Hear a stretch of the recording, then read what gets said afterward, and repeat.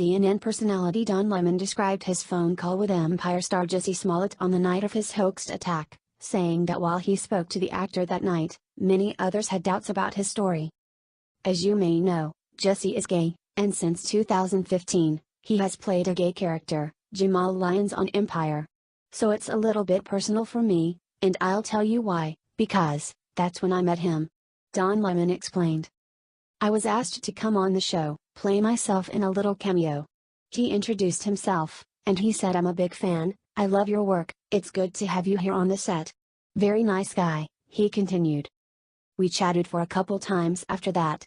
I saw him maybe when he came to New York, a couple of times. I know him, not best friends, but I do know him. So I spoke to him while he was at the hospital. His friend who was there texted me in the middle of the night and said, hey, this happened to Jussie. I called a friend, the friend happened to be there and he said, oh, Jussie's here, here's the phone. So he told me in his own words what he said happened. But I've also got to tell you, to be quite honest, that a lot of people, including people in the community, people of color and gay people, had questions about this from the very beginning, the veracity of the story. A lot of people were reasonably skeptical about Jussie's story.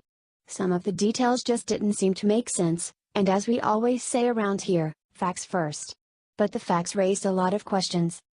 Lemon discussed the details of Smollett's attack in downtown Chicago as well as a threatening letter sent to him that he also allegedly orchestrated. Who's going to be out in the frigid cold streets of Chicago, in the middle of the night, looking for an Empire star? You've got to be bundled up in that kind of cold. How would they even know it's you? The CNN host asked. And let's be honest, there are probably not a whole lot of MAGA fans watching Empire. And that letter, it looks like something out of a bad movie. Why not just hand over your phone to police?